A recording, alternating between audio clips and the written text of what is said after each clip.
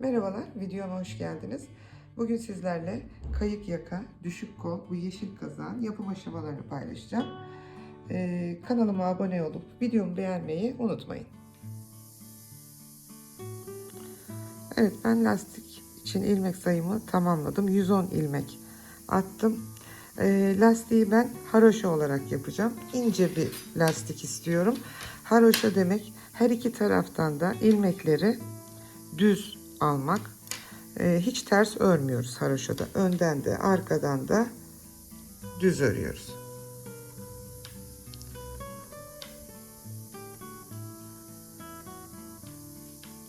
Evet, bu sırayı tamamen düz örüyorum. Arkaya dönüyorum. Tekrar düz örüyorum. Yani hem önde hem arkada düz olarak lastiğimi haroşa şeklinde tamamlayacağım. İlk sıramı bitirdim. Arkaya geçtim. Arkayı da dediğim gibi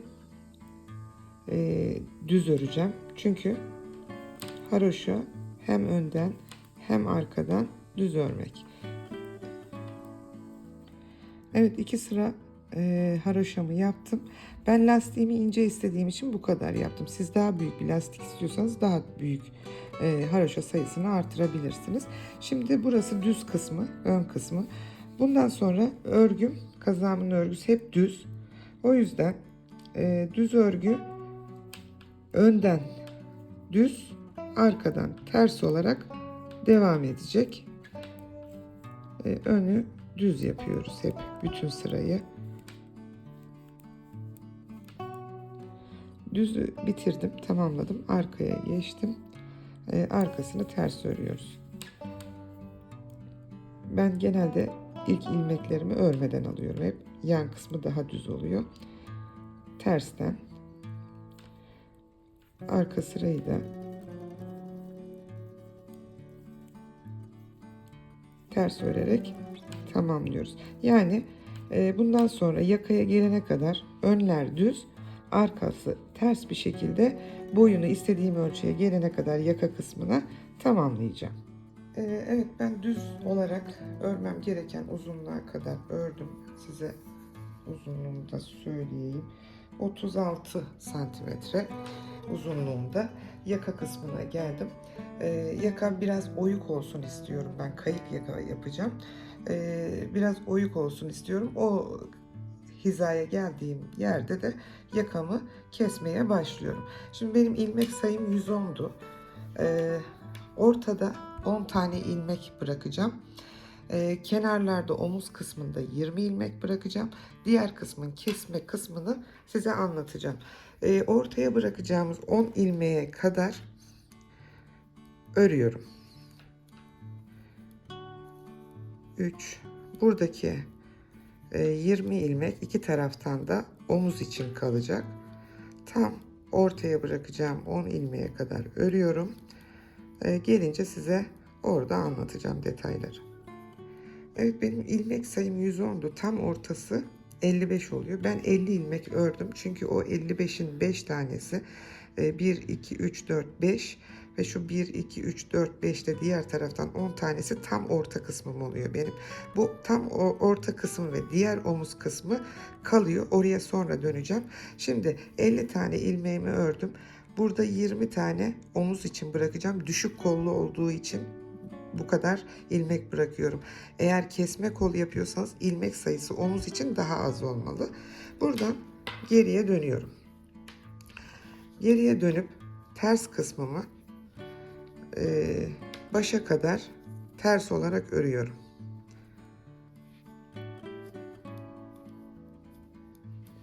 Evet, tersten ördüm. Bıraktığım yerden ters kısmını ördüm. Biliyorsunuz 20 ilmek omuza bırakıyorduk. Burada kaldı 30 ilmeğim. Bu 30 ilmeği 3 3 3 3 keserek, kesmek demeyelim de tam kesmeyeceğim çünkü bıraka bıraka döneceğim. Bunu da şimdi size anlatıyorum. Buradan düzümü öreceğim. Sonda 3 ilmek kalana kadar öreceğim. 3 ilmek kaldığında geri döneceğim. Evet, düzümüzü devam ediyoruz.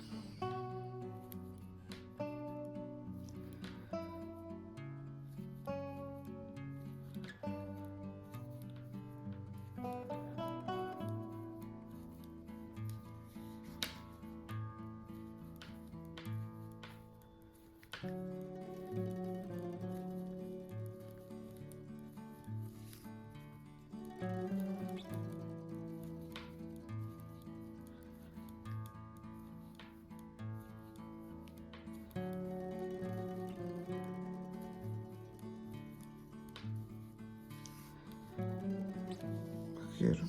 Daha var. Şu 3 ilmek kalana kadar öreceğim. 30 tane ilmeğim kalmış oluyor. Bu 30 ilmeği de üçer üçer döneceğim. 10 kere de tamamlayacağım yakanın bu kısmını.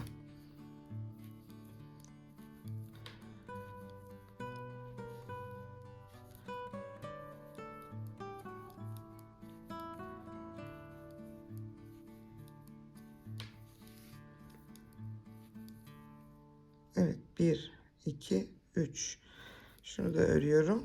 Bu üçü örmeden tekrar dönüyoruz. Ters kısmını aynen ters devam ediyorum.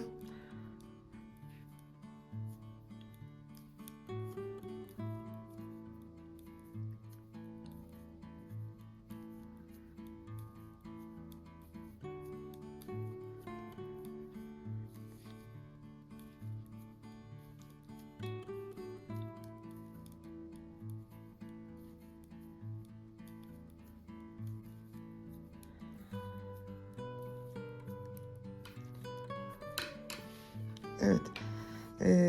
Ördüm tersi de. Bakın şöyle. Şu tam orta burası. 10 tane ilmeğim. Sonra üçer üçer bu şekilde kesmeye devam edeceğim. Burada 20 ilmeğim olacak. Şuralar 3 3 3 hep böyle geleceğim. 3 taneyi bırakacağım. Döneceğim. Bir kere daha göstereyim. Siz eğer daha düz olsun istiyorsanız, ben biraz oyuk olsun istiyorum. Yaka açık olsun. O yüzden 3 ilmekle yapıyorum. Siz daha oyuk olmasını istemiyorsanız bunu 4 ilmekte de dönebilirsiniz. 5 ilmek bırakarak da dönebilirsiniz. Bu tamamen sizin yakayı nasıl istediğinize bağlı olarak değişiyor.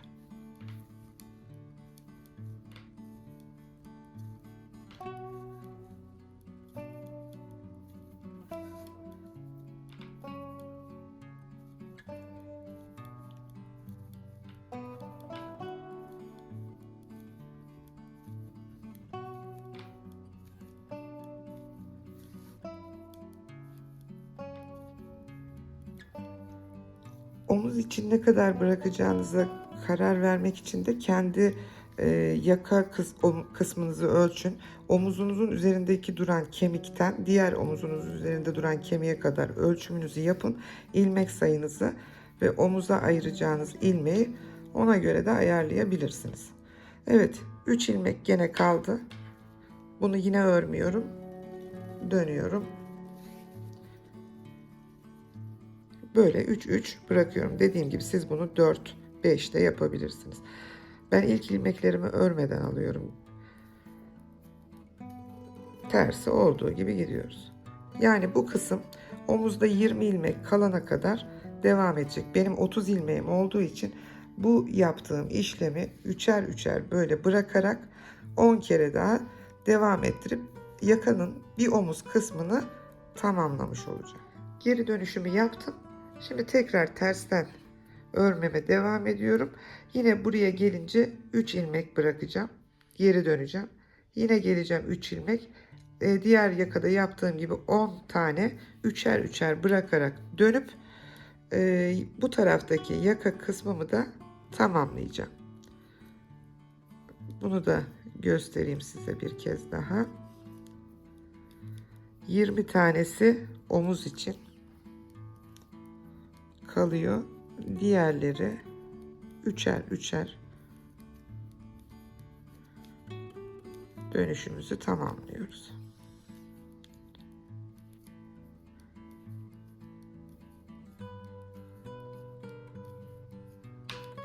Evet, 1 2 3 bıraktık, dönüyoruz.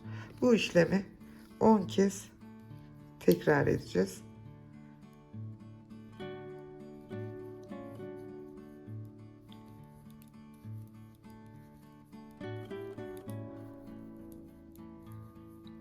Evet, döndükten sonra düz olarak sıra sonuna kadar gidiyoruz.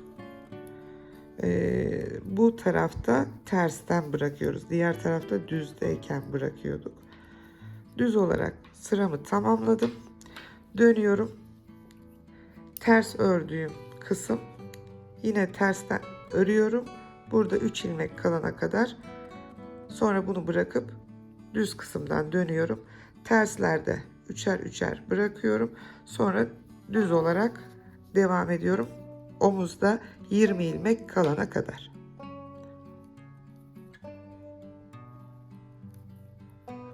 Evet, bu tarafta da üçer üçer bıraktım. 1, 2, 3, 4, 5, 6, 7, 8, 9, 10 tane. Şu 20 omuz. Bu yakanın bu kısmını da tamamladım. Şimdi geriye dönüyorum. Tersleri tersten ta başa kadar geliyorum. Burada önemli olan şu döndüğümüz yerlerde biraz sıkı alın ilmeklerinizi. Çünkü şu ortada küçük küçük delikler oluşmasın. Bakın ben sıkı aldığım için bu tarafta öyle bir delik durumu yok. Ne kadar sıkı alırsanız o kadar iyi olur şu deliklerin kapanması için. Şimdi bütün sıramı tersten ta başa kadar ters yaparak geliyorum.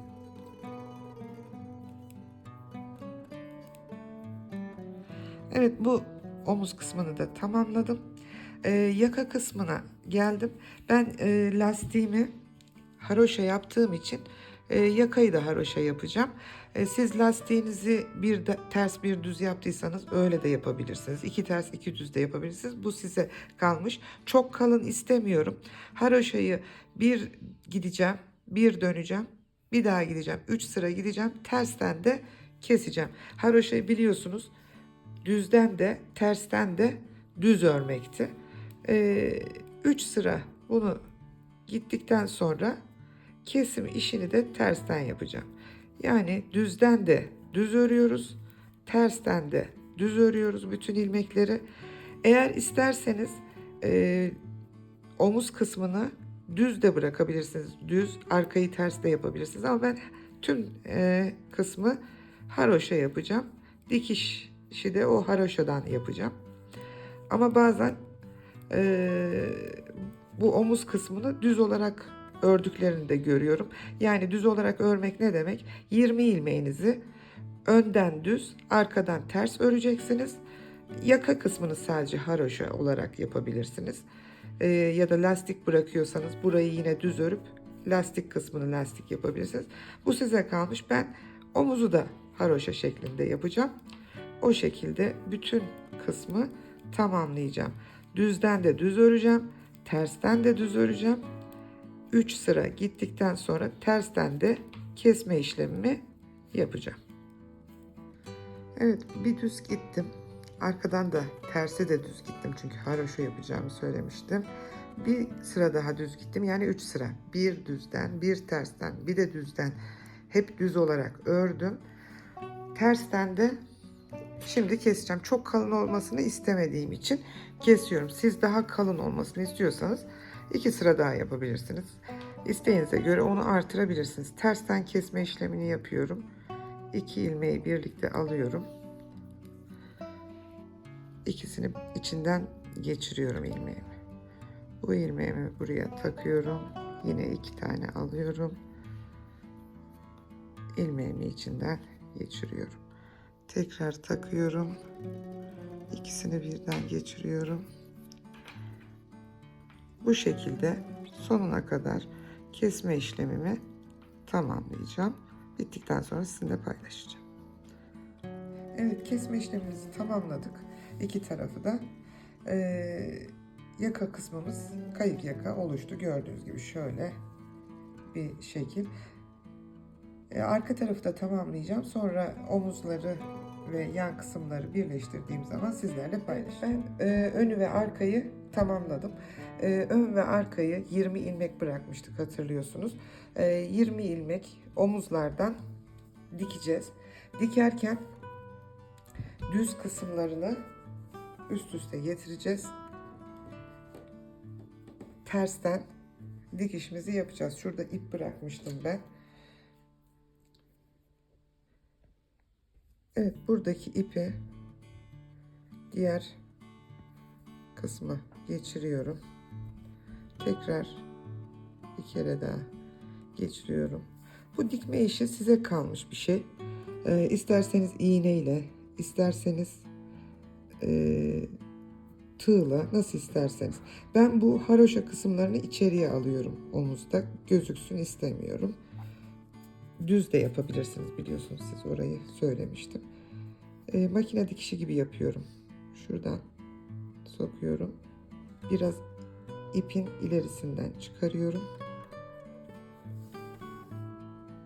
Sonra bu ipin olduğu yere tekrar batırıyorum. İpin ilerisinden bir daha çıkarıyorum. Bu şekilde burayı dikeceğim. Diğer omuzu da tamamlayacağım. Evet, şimdi kollara geçiyorum. Ben iki kolu birlikte örüyorum. Aynı şişte farklı iki iple. Çünkü artırmalarımız olacak kolda. Kolu kendinize göre nasıl olmasını istiyorsanız bir kazağınızı alın. Onun üzerinde ölçerek ilerleyin. Çünkü herkesin kol yapısı farklı.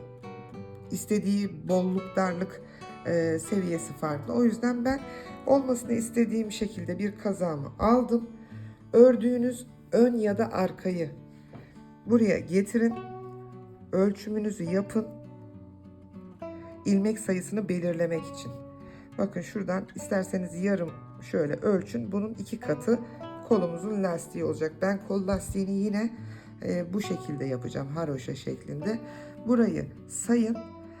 1, 2, 3, 4, 5, 6, 7, 8, 9, 10, 11, 12, 13, 14, 15, 16, 17, 18, 19, 20. Yani 40 ilmekten başlayacağım. 40 ilmek yaptıktan sonra şurayı görüyorsunuz. Biraz bollaşmış. 40 ilmek yaptıktan sonra her iki taraftan ikişer tane artıracağım düze geçerken. Sonra da artış kısımlarını şu kısımdan görebilirsiniz. 2 ya da 3 santimde bir her iki taraftan birer ilmek artırarak kolumuzu istediğimiz uzunluğa gelene kadar yapacağız. Şimdi ben iki kolumu da aynı anda örüyorum. Başlayayım. Lastik kısmımı bitireyim, 40 ilmek. Ondan sonraki düzde nasıl artırma yaptığımı göstereyim. Daha sonrasında tamamlandığında anlatacağım. Evet, kol ilmeklerimi attım. 40 ölçmüştük. 42 ilmek attım. İkişer ilmeği de dikiş payı için bıraktım. Benim lastiğim haroşa olduğu için kol lastiklerini de haroşa yapacağım. Biliyorsunuz haroşa her iki taraftan da düz örmek. İsterseniz her iki taraftan da ters örmek haroşayı oluşturur. Evet, lastik kısmımı haroşa yaparak tamamlıyorum. Evet, ben iki kolun lastiğini de tamamladım. Dediğim gibi iki kolu birlikte örüyorum. Şurada dikkat ederseniz koldan sonra bir artma gözüküyor lastikten sonra. Ben söylediğim gibi bu şekilde yapmak istediğim için böyle yapıyorum. Siz kolunuza yapışan bir kol istiyorsanız hiç artış da yapmayabilirsiniz. Ben bu kola göre yapmak istediğim için ilk düze geldiğimde 4 tane ilmek artıracağım. 4 ilmeği birini baştan, birini sondan, diğer ikisini de ortalardan artırarak o artış kısmını tamamlayacağım. Artırma işlemini şöyle ilmeğimi geçiriyorum. Bir tane ilmeğimi artırdım. Şimdi düz örgüme geçiyorum. Çünkü lastik kısmım bitti. 42 ilmeğim vardı. 42'yi 3'e böldüm. 14 çıktı. 14 ilmek sonra bir artış daha yapacağım. 1, 2, 3, 4, 5, 6, 8, 9, 10, 11, 12, 13, 14 ilmeğimi yaptım. Artışı şu alttan şöyle alıyorum. Şuraya koyuyorum.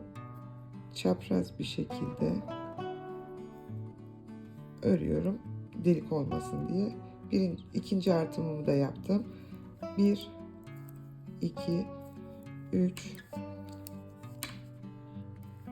4, 5, 6, 7, 8, 9, 10, 11, 12, 13, 14, Bir kez daha gösteriyorum artışı nasıl yaptığımı. Şurada aradaki ilmeği çıkarıyorum. Bu şekilde buraya geçiriyorum. Çapraz bir şekilde bunu örüyorum. Son artırmamı da en sonda yapacağım. Üçüncü artırmam oldu. 14 ilmek daha örüyorum. Sonda da bir artırma yapacağım. Bu ara artırmayı sadece lastikten sonra yapıyorum. Bundan sonra yapacağım artırmalar başta ve sonda olacak. Evet. Şimdi şuraya bir tane daha, bakın parmağıma şöyle geçiriyorum. Bu ilmeği buraya geçiriyorum. 4 tane artışımı yaptım. Aynı artışı diğer kolda da yapacağım. Daha sonra bileğimize kadar olan yer, dirseğimize kadar olan yer daha ince olduğu için buradaki artışları biraz uzun arayla yapacağım. Mesela 5 santimde bir artırma yapacağım. Dirsekten sonra bu artırmamı daha kısaltacağım. 3 santimde bir artırarak kolumu tamamlayacağım. Siz dediğim gibi nasıl bir kol istiyorsanız kazağınızdan belirleyin. Onun artışına göre artışlarınızı yapın. Artışlar bundan sonra baştan ve sondan iki, yani bir taraftan artırmak yeterli olmaz. Baştan da artırıyoruz, sondan da. Bundan sonraki artışlarımız ortadan olmayacak. Sadece baş ve sondan olacak. İki kolda da nerede artırıyorsanız hangi sırada, diğer kolda da aynı sırada artırmanız gerekiyor aynı olması için. Evet, ben lastikten sonra artırmamı yapmıştım 4 tane. Şimdi bu kadar ördüm. 4 santim kadar falan. Şimdi tekrar yine artırmamı yapacağım. Baştan ve sondan. Artırmamızı şöyle yapıyorduk. Şöyle dolayıp şuraya bir ilmek geçiriyorum. Düz öreceğim sona kadar. Sonda bir artırma daha yapacağım. Mutlaka kolda artırmalar hem başta hem sonda artırılmalı. Yani bir yerden artırma olmaz. İki taraftan birden olmalı.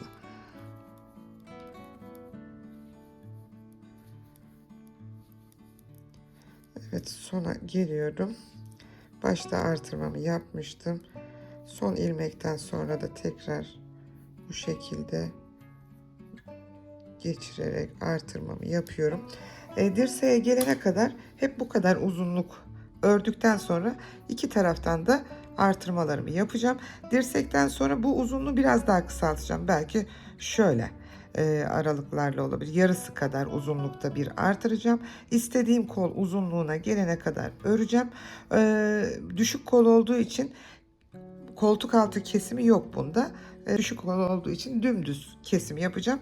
Yine o kısma geldiğimde de sizlerle paylaşırım. Dediğim gibi iki kolu aynı anda örüyorum. Çünkü şimdi burada artırma yaptım. Bu kolda da yapacağım. Hangi sıralarda yaptığımı unutmamak için. Siz eğer tek kolu yapıp sonra öbür kola geçmek istiyorsanız artırma yaptığınız her yere mutlaka bir işaretleme yapın. Diğer kolda da aynı şekilde artırmalarınızı yaparsınız. Evet, ben kollarımın ikisini de dirseğe kadar geldim. Şöyle bir göstermek istiyorum. Bakın burada başladık. Şu tarafa doğru bir açılma var. 1, 2, 3, 4, 5, 6 ve 7 tane ben burada iki taraflı artırmışım. 7, 7, 14. Yani şöyle 3 santim aralıklarla artırmalarımı yaptım. Bundan sonra 4 sıra gideceğim, bir artıracağım. 4 sıra gideceğim, bir artıracağım yine iki taraftan. Ve istediğim uzunluğa geldiği zaman da dümdüz keseceğim. Kesimi sizlerle yine paylaşırım. Bu şekilde dirseğe kadar olan yerde daha uzun aralıklarla, dirsekten sonra bunun ilk yaptığımızın yarısı kadar aralıklarla düz, ters, düz, ters geldikten sonra artırıyorum. 4 sırada bir artırarak kolumu tamamlayacağım. Evet, ben kolumu istediğim uzunluğu tamamladım. Söylediğim gibi dirsekten sonra da daha sık aralıklarla artırmalarımı yaptım. 11 tane artırma yaptım. 1, 2, 3, 4, 5, 6, 7, 8, 9, 10. Bir de burada artırmışım. 11 tane artırdım. Şimdi iki kolumu da tamamladım. Kesme işlemimi yapacağım. Kestikten sonra gövdeyle kolları dikerek birleştireceğim. Kesme işlemini bir kez daha göstereyim. Önce ikisini bir alıyorum. 2 ilmeği alttan geçiriyorum. Birlikte kesiyorum. Daha sonra sıradaki ilmeğimi örüyorum. Baştaki ilmeğimi onun üzerinden geçiriyorum. Sıradaki ilmeğimi örüyorum. Başta kalan ilmeğimi üstünden geçiriyorum. Sıradaki ilmek ör. Baştakinin üstünden geçir. İsterseniz yine böyle yan yana getirip ikisini birden de kesme işlemini yapabilirsiniz. Nasıl isterseniz. Bu şekilde dümdüz, çünkü düşük kol olduğu için dümdüz kesiyorum.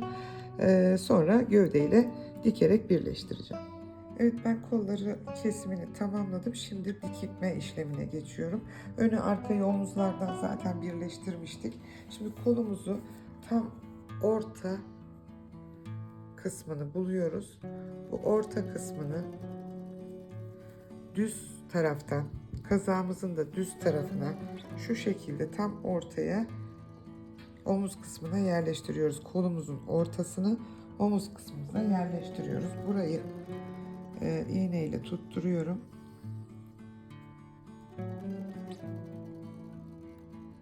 Evet, şimdi bu iki tarafta eşit kaldı. Bir tarafını ön parçaya, bir tarafını arka parçaya.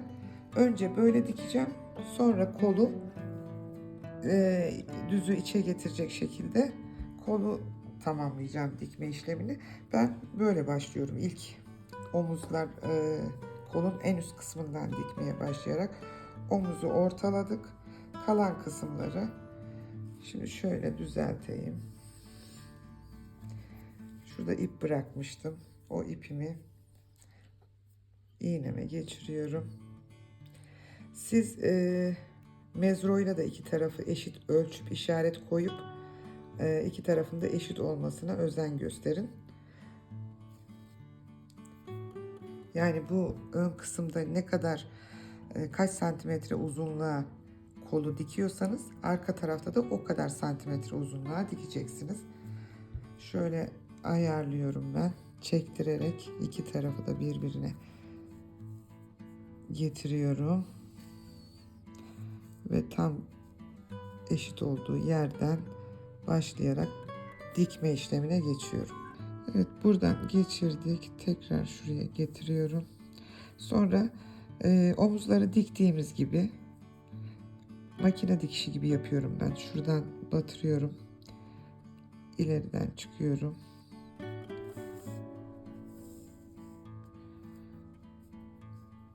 Sonra bu batırdığım yerden tekrar batırıyorum. İpimin biraz ilerisinden tekrar çıkarıyorum. Bu dikme işlemini istiyorsanız tığla da yapabilirsiniz. İstiyorsanız farklı bir dikme yönteminiz varsa onunla da yapabilirsiniz. Ben bu şekilde yapıyorum. Evet, bakın şu deminki yer. Oraya batırıyorum. İpimin biraz ilerisinden çıkartıyorum. Sonra ipimin az evvel olduğu yerden tekrar batırıyorum. İpimin ilerisinden çıkarıyorum. Bu şekilde board'dan sonuna kadar dikeceğim. Sonra paylaşacağım. Evet, kol kısmını öne ve arkaya tamamladıktan sonra şu şekilde bakın dikişlerimiz oldu. Şimdi kolu, benim ipim hala burada, kopartmadım. Kolun düz kısmı içeride kalacak şekilde ikiye katlıyoruz. Buradan bu şekilde karşı tarafla ipi geçiriyorum. Şimdi buradan aşağıya doğru kolumu da dikişini tamamlayacağım. Diğer kola da aynı işlemi yapacağım. Önce ön ve arkaya bağlayacağım. Sonra yana şöyle dikiyordum, biliyorsunuz. İpin biraz ilerisinden çıkarıp çekiyoruz. İpin olduğu yere batırıyoruz. İpten biraz ileriden çıkarıyoruz. Bu şekilde burayı da dikeceğiz. Diğer kolu da tamamladıktan sonra kazağımız bitmiş olacak. Evet, kolu diktik. Şimdi kolun altından ön ve arkayı yan taraflardan birbirine dikerek bağlayacağız. Şu tam kolun altından iğnemi geçiriyorum. Aynı dikme işlemi gibi burada da iki tarafı birbirine ekliyoruz dikerek.